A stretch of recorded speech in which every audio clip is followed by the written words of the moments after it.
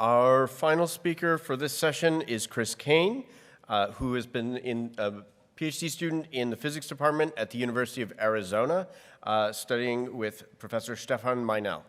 Take it away, Chris. All right, thanks, Jay, for the introduction, and thank you all for sticking around to listen to my talk. So let's jump right into it. Today I'll be telling you about some work that I've been doing, studying radiative leptonic decays using a technique known as Lattice QCD. And so we're going to start with a broad overview of particle physics. So maybe you've seen this picture before, maybe you haven't, but this is a picture of all of the particles in the standard model of particle physics. And so this is our current best theory that we have that describes the universe at the most fundamental scales. And it contains 3 of the 4 fundamental forces. So there's the electromagnetic force that we're all familiar with. And then there's the weak force, which is responsible for radioactive decay. And then lastly, there is the strong force, which is responsible for holding protons and neutrons together in atomic nuclei, but also holding the quarks together that make up the protons and the neutrons. And so this is a super successful theory. It describes many different experimental measurements over a wide range of energy scales, but we know it's incomplete. And so just going to show you a few glaringly obvious reasons why. So for example, this theory doesn't contain gravity, and one of the 4 fundamental forces of the universe. It also doesn't have a particle that is a candidate for dark matter. It can't explain what dark energy is, why there's so much of it, and it also doesn't explain why there's so much more matter than antimatter in the universe. And so now that we see that this theory must be incomplete, how do we actually go about figuring out what this new physics is? So it could be a new particle, it could be a new force, but we need to have some way to look. And so there are many ways to do this, but one way that has been motivating to me is called an indirect detection method. So it's a simple idea in principle. You do some calculation using the standard model of, say, a decay rate or something, and then an experimentalist would measure that same decay rate, and you just compare answers. And if your answers match, then great. The standard model is working well for that process. But if they disagree, then that means that there's maybe some new physics hiding there. And then based on how it changes the result, you can pin down what that new physics could be. And so now we can jump right into the decay process that we're studying. So it's known as a radiative leptonic decay. And so in the initial states, we have what physicists have so cleverly named a D sub S meson. And it decays into a photon, which is where the radiative piece comes from, and also a positron and a neutrino, which is where the leptonic piece of the name comes from. And so now let's take a second to break apart this decay process and see what physics is happening and what we need to calculate to predict a decay rate. So this is known as a meson, and a meson is a bound state of 2 quarks. So protons and neutrons are bound states of 3 quarks, but this just has 2 quarks. So it contains a charm quark and an anti-strange quark. And this charm quark is just a heavier version of the up quark, and the strange quark is a heavier version of the down quark. And so now let's just say that the photon comes off of the charm quark, which it can do because quarks have electromagnetic charge. And then what happens is the charm and the strange quark annihilate into a W boson, but this W boson is not stable, so it'll then decay into the positron and the neutrino.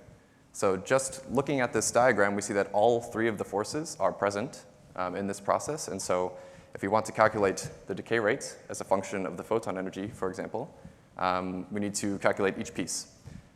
So starting with electromagnetism, electromagnetism is really nice because you can use perturbation theory, and that's a really nice approximation. So using first order perturbation theory, we can calculate that piece, and that's where this coupling comes from. Moving on to the weak force. So because the D sub S meson is so much lighter than the W boson, you can approximate this really well using the effective Fermi interaction, which is the same interaction that Enrico Fermi came up with in the 30s to describe beta decay. So that's great. And so there's some known kinematic factors like the photon energy and the mass of things. But what's left is the quantum chromodynamics piece, or QCD. So the quarks inside this particle are exchanging gluons, and we need to describe this piece. So everything here on the left is known, and so what's left is QCD. So if we can calculate these 2 quantities in QCD, then we can predict a decay rate. So how do we actually go about calculating this piece? So quantum field theory sort of predicts that the strength of forces changes at different energy scales. And QCD is an interesting force because at small energy scales, it's strong, but at large energy scales, it gets weaker. So if you have very energetic quarks and gluons, you can describe those systems nicely using perturbation theory. But inside of our d sub s particle, the quarks and gluons are at low energy scales. They're bound. And so the strong force is very strong. And so just to give you a sense of what the inside of one of these particles is, it looks like. So I snagged this. This is a picture of a proton, but the idea is the same. So these large spheres here are like the valence quarks, like the up quark, 2 up quarks and a down quark. But because the strong force is so strong and there's so much energy density, there's quark-antiquark pairs popping in and out of the vacuum, and these are exchanging gluons with all of the valence quarks, and it's a complicated system. But what this means in practice is that you can't actually use perturbation theory in a practical way because there's no small parameter to expand in anymore. So if you want to study the QCD part of this decay, you need a non-perturbative method. And that gets us to Lattice QCD, which is the only systematically improvable non-perturbative way of studying QCD physics. So the idea is that you want to numerically solve the QCD path integral. So the first step is you take space and time and you put it on a grid. This is where the lattice part comes from. And then you have your quarks, which live on the sites of the lattice, and the gluons live on the links connecting the sites. And you can actually do a few tricks now to make this integral solvable. So you can do the integral over the quarks, so we don't have to worry about them anymore. And then another trick you need to do is to use imaginary time. So you take the parameter time anywhere it appears in your equations, and you just replace it with minus I tau. And this helps us overcome the notorious sign problem, for those of you familiar with this problem. So after doing these tricks, here is a sort of schematic of what the path integral looks like. So we have something we want to calculate that is a function of the inverse of some matrix M. And if we look at this thing on the right-hand side, so this is an integral over all possible field configurations of the gluons. And this thing here, this rho, is actually a positive definite quantity. You can show this. And so we can interpret this as a probability density, which means that this integral can now be solved using Monte Carlo methods and importance sampling. And so this is what we do. And once you have ensembles of your gluon fields distributed according to this probability density, you can calculate, for the physicists in the room, you can calculate the propagators, so the inverse of this matrix M, and you plug it into whatever function you need. OK, so now we can think about how much computing power do we need to perform this task. So a typical size of this matrix, so you would have, for example, 32 sites in the spatial directions. And the time direction is usually longer. So for example, you would have 64 sites. And at each of the lattice sites, you have 3 quark colors, so the red, the green, and the blue. And you have 4 Dirac fermion indices. So multiplying these numbers together, you have a 25 million by 25 million matrix, which you need to take inverses of, calculate determinants of. And so you're going to need HPC to do this problem. And so just to highlight some of the HPC resources that we used and the results I'll show, we used the Stampede 2 supercomputer in the University of Texas and also SuperMOOC in Germany. And so now we can talk a little bit more about the lattices that we perform calculations on and some of their properties. So a typical lattice calculation has 2 major steps. So you perform your calculation on multiple lattices. And so they'll have different lattice spacing. So you have a very coarse lattice and then finer and finer lattices where the sites are closer together. And another trick is that you use heavier than physical quark masses. And this is done, it speeds up the convergence of your solvers and makes the calculation cheaper. So once you have done your calculation on a number of different lattices, you can extrapolate to the physical result. And this involves performing fits to take the lattice spacing to 0 because the universe is continuous. So we need to remove that effect. And also extrapolating to the physical quark masses. And so on the right plot here, I'm just showing the parameter space of these 2 parameters. So the physical point here that we need to get to is this red star, so 0 lattice spacing and physical pion mass. And these blue points represent the data that we have. So we have 3 lattices.